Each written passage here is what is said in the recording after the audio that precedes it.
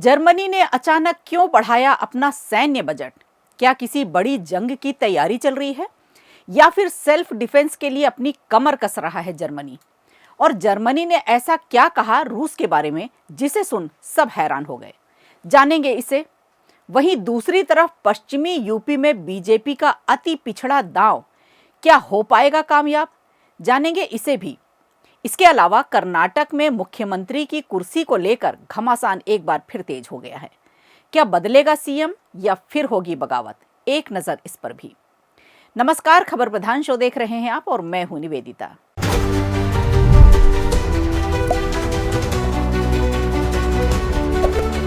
सबसे पहले बात जर्मनी के रक्षा मंत्री बोरिस पिस्टोरियस की। दरअसल संसद में उन्होंने सीधा आरोप लगाया कि रूस यूक्रेन युद्ध खत्म करने के लिए किसी भी तरह के समझौते को तैयार नहीं है।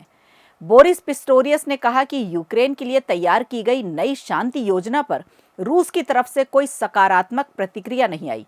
उनका कहना है कि राष्ट्रपति व्लादिमीर पुतिन के बयान ये साफ कर देते हैं कि शांति उनका लक्ष्य नहीं है और इसी वजह से जर्मनी ने बड़ा फैसला लिया है। देश अपना डिफेंस बजट बढ़ाएगा और यूक्रेन को सैन्य मदद में भी इजाफा करेगा।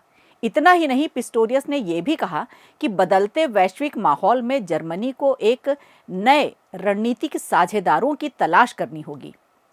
अब बढ़ते हैं एक और बड़ी चेतावनी की ओर। दरअसल जर्मनी के विदेश मंत्री योहान वेटफुल ने मंगलवार को बर्लिन फॉरेन पॉलिसी फोरम में बेहद गंभीर बयान दिया। वेटफुल का दावा है कि रूस अगले 4 साल में किसी भी नाटो देश पर हमला कर सकता है। जर्मन खुफिया एजेंसियों की रिपोर्ट के मुताबिक रूस 2029 तक नाटो के खिलाफ सीधा युद्ध छेड़ने की तैयारी कर रहा है। वेटफुल ने कहा कि रूस की महत्वाकांक्षा यूक्रेन तक सीमित नहीं है। उन्होंने बताया कि रूस ने बीते सालों में अपनी सैन्य क्षमता बढ़ाई, हथियारों का उत्पादन तेज किया और अपनी अर्थव्यवस्था को युद्ध मॉडल के अनुसार ढाल दिया है। रूस हर महीने नई सैन्य डिवीजन खड़ी कर रहा है और ये नई यूनिटें सीधे यूरोपीय संघ और नाटो देशों को निशाना बना सकती है। अब ये चेतावनी यूरोप भर में चिंता का कारण बनी हुई है।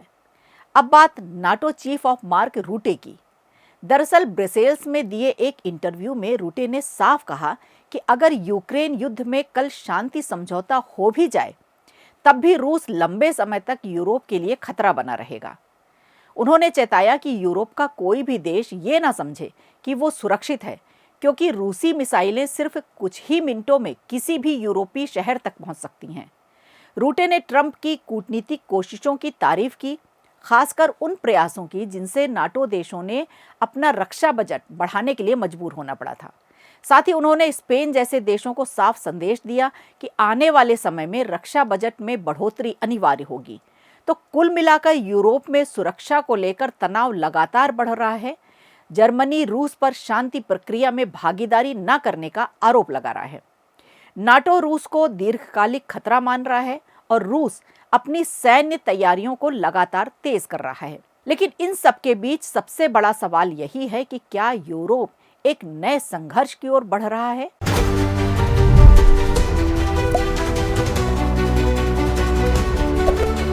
चलिए अब बात करते हैं भारतीय जनता पार्टी की नई संगठनात्मक रणनीति की, जो सीधे तौर पर 2027 के यूपी विधानसभा चुनाव से जुड़ी है। पश्चिमी उत्तर प्रदेश में बीजेपी ने देर रात बड़ा कदम उठाते हुए 14 नए जिलाध्यक्षों की सूची जारी की है। इस सूची में साफ दिखता है जातीय संतुलन, अति पिछड़ा वर्ग को प्राथमिकता और महिलाओं की सशक्त भूमिका। आइए शुरुआत करते हैं मुख्य बदलावों से। बीजेपी का संगठन विस्तार लंबे समय से बिहार चुनाव के कारण रुका हुआ था, लेकिन बिहार में मिली बड़ी जीत के बाद पार्टी ने अब यूपी पर पूरा फोकस कर दिया है। इसी कड़ी में पश्चिमी यूपी के 14 जिलों में नए जिलाध्यक्षों की नियुक्ति की गई है और इनमें जातीय समीकरण पर खास ध्यान दिया गया है। सबसे बड़ा बदलाव है मेरठ में। यहाँ हरवीर पाल को नया जिलाध्यक्ष बनाया गया है। हरवीर पाल अति पिछड़ा वर्ग से आते हैं और वेस्ट यूपी में ओबीसी चेहरे के रूप में उनकी मजबूत पहचान है। अब तक मेरठ में ठाकुर समाज के शिव कुमार राणा जिलाध्यक्ष थे, लेकिन इस बार पार्टी ने ओबीसी कार्ड खेलकर बड़ा संकेत दिया है। इसी पद के लिए 57 कार्यकर्ताओं ने आवेदन दिया था। हाथरस में भी पार्टी ने पिछड़ा वर्ग पर दांव लगाया है। यहाँ प्रेम सिंह कुशवाहा को जिलाध्यक्ष बनाया गया है। उन्होंने स्वर्ण समाज से आने वाले शरद माहेश्वरी की जगह ली है। एटा जिले में वैश्य समाज को प्रतिनिधित्व देते हुए प्रमोद गुप्ता को जिलाध्यक्ष की जिम्मेदारी मिली है। उन्हें कैडर स्ट्रेंथ और संगठनात्मक प्रदर्शन के आधार पर चयनित किया गया है। अब बात करते हैं अलीगढ़ की, जहां बीजेपी ने स्थिरता को प्राथमिकता दी है। यहां कोई बदलाव नहीं किया गया है।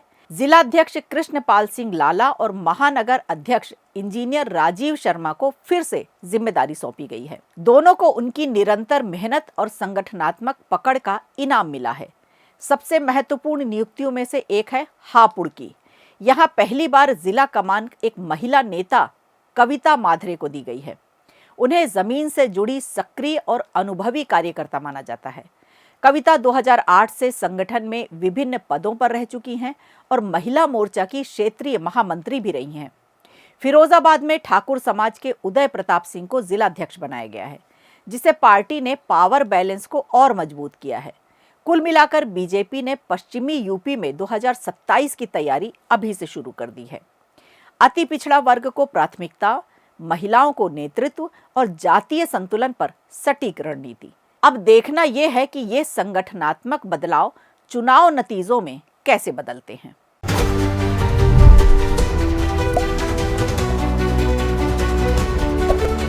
कर्नाटक की राजनीति में इस समय सबसे बड़ा सवाल यह है कि क्या मुख्यमंत्री बदलेंगे। सिद्धारमैया और डीके शिवकुमार के बीच जारी रस्साकशी अब खुलकर सतह पर आ गई है। मामला इतना बढ़ गया है कि कांग्रेस हाईकमान खुद हस्तक्षेप करने की तैयारी में है। सबसे पहले बात करते हैं कांग्रेस अध्यक्ष मल्लिकार्जुन खड़गे के बयान की।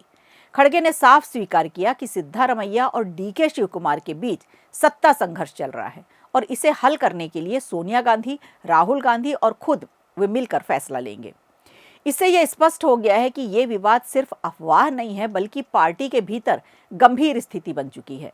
और दूसरी ओर उप मुख्यमंत्री डीके शिवकुमार ने सारा विवाद खारिज किया है।